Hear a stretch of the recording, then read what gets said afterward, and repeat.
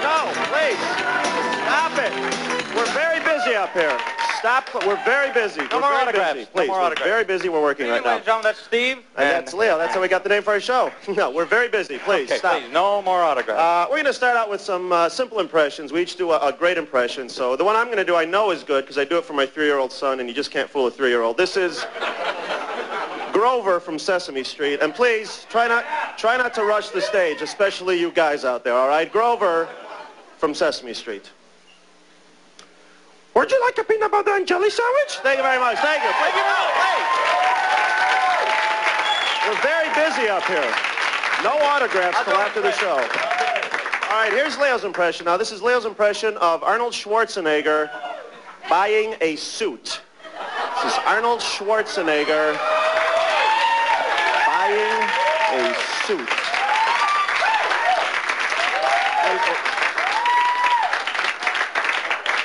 This one looks fine. There you go, Arnold buying a suit. No, please. We're awfully busy. What else can we tell you? They stopped you from smoking because you were smoking. That's okay. You know. You really shouldn't smoke. You shouldn't smoke, and I'll tell you why, ladies and gentlemen, because it leaves those little indentations on your nose.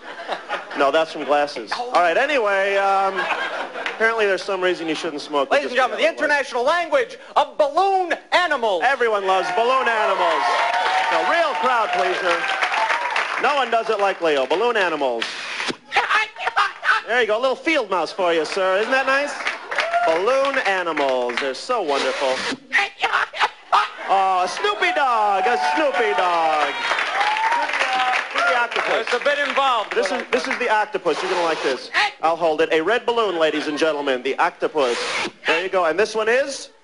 They always see green. We don't know why. All right. And finally, blue one again. The octopus. Balloon animals.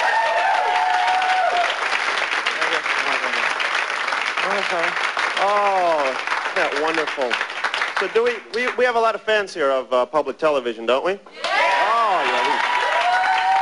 yeah. Never dreamed there could be that many. We're going to take you to public TV now, one of these how-to shows. A guy out of Boston, very popular, Bob Vila. Y'all familiar with Bob? Let's tune in. Well, hello, everybody. My name is Bob Vila. Welcome to another episode of This Old Piece of Paper. Thank you very much. A show where we take old pieces of paper, we show you how to restore them so that, well, boy, you could hear Norman over at the workbench working at it. So why don't we go over and see what he's up to? Norm, how you doing? Hi, Norman. Oh, hiya, Bob. Hi, Norm. Why don't you show the folks a piece of paper we found last week? Okay, Bob, here's a piece of paper we found last week. If you notice, it was pretty much ripped right in half. And it had some pencil marks on each side. Pretty much garbage for most people. That's right, Bob. What's the first step in the restoration process? Safety goggles. Always remember your goggles, please. Very important. Quite important. Now, once you get the goggles on, what are we going to do first? Okay, now, before you try to bond the paper, that's the fun part. What you want to do is you want to get rid of those pencil marks first. And to use that, we use a what? It's called a pliable eraser, an eraser. Bob. Now, don't rush out and buy those in stores, because there's one right at the end of my pencil, all right? Now, sometimes you pick up these pencils, you're not sure which is the eraser end. Norm, show them the test we came up with, Here's what Bob and I devised. We pick up the pencil, randomly select one end to do the test on. I'm going to try to test on this end here, Bob. All right, I got an end set up. Here's what I do. I take that end that I chose, I just start poking it against my face. All right. Bob, I know that was the leaded end right away. Why? Because it punctured my skin, Okay, Bob. so if the end you pick makes any kind of a... Are you okay? I'm okay, Bob. It shouldn't hurt.